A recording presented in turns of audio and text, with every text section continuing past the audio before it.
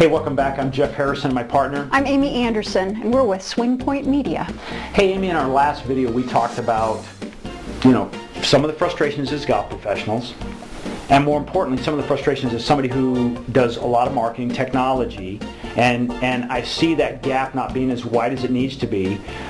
And we said the first thing you need to do was build a database. Build a database. So how do you do that? Let's talk about that. Well, first of all, sometimes this can be foreign language. So let's explain what a database is. Okay. A database, you can go out, a database is just simply, hey, these are people you want to communicate with. And there's several ways you can do it. You can go out and rent a list.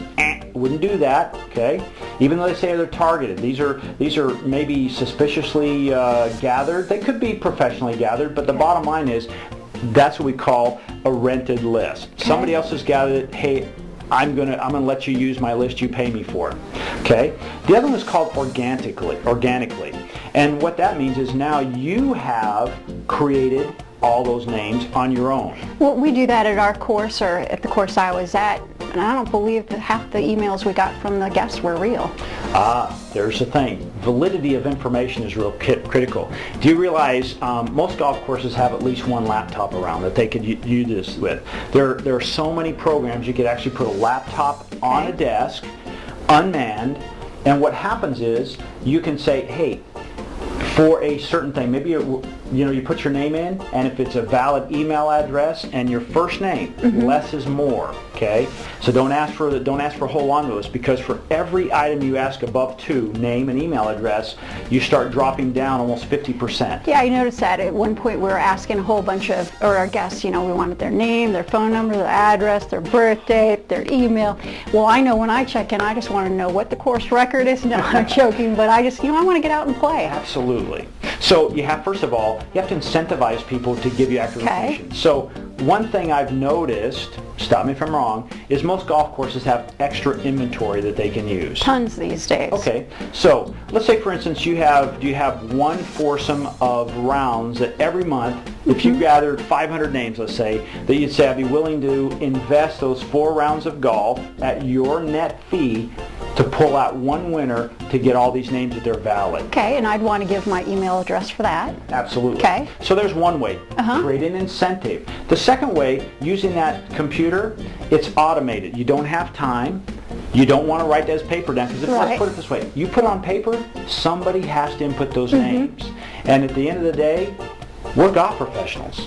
A lot of times we're not data entry, okay? No. So adding that, even a name and an email address, can sometimes become cumbersome, and poor typing equals, garbage in, garbage out. That's a tech term. And I don't think a lot of us have enough time. Absolutely. So you get the customers to do that. They are going to make sure it's accurate, because they want to have a chance to win. Okay.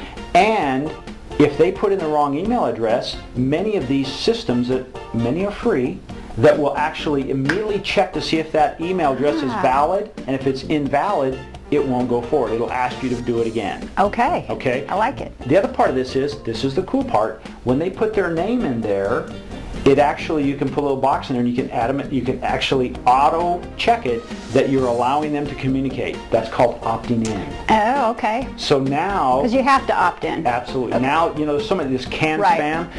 You don't want to send information to people unless they have your information, unless you've given them the okay. Now, to send them information without asking for, send them information like if we sent you this video, but we asked for nothing in return, that's not spamming. Okay. Spamming is, I'm sending you out something and I want you to buy my stuff, and I'm trying to sell you something. You didn't ask it. That's unsolicited. Okay. Okay? That's spamming. So keep that in mind. If we're receiving something and it's not selling you something, it's just sharing information, it's not spamming.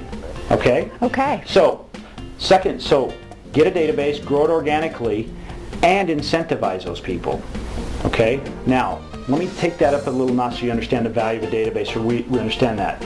Let's say you do 100 rounds a day. Many of the courses are moving into season, 100 rounds a day because the days are longer. That's probably unrealistic to be that low, but let's just use 100. Okay? And let's say you only collect half of those. Okay? And you're open 7 days a week, because that's the way we live anymore in golf courses. So that's 30 days a month, 50 names, that's 1,500 names. Okay. You've grown that organically. Okay? Now, if you've done it properly and you're nurturing, and we'll get into that in a minute, if you're nurturing that relationship, because you only have their name and their email address, and now when you send something out to them, there's a value associated with that. Oh. In fact, when you send a name out, Amy, and it's organically grown, you can anticipate that about 5 to 10% of the people, because you've nurtured, you've taken care of that friendship, just like you and I, friendship. It's not like every time you call me, and it's always like you want to borrow money. Well, And I see that, and I'm like, oh crap, let it go to some... No, I don't answer. It's exactly right. But if there's always something that I'm getting that, hey, you share some good information, and then now and then you ask me for some money, I'm willing to talk to you about that. Okay? So it's giving them something that they will value. That's right. Don't ask and you receive, give and you'll receive. Okay. Okay? So now, let's go back to that number, 1,500. Let's say 10% say yes. So that's what, 150 people?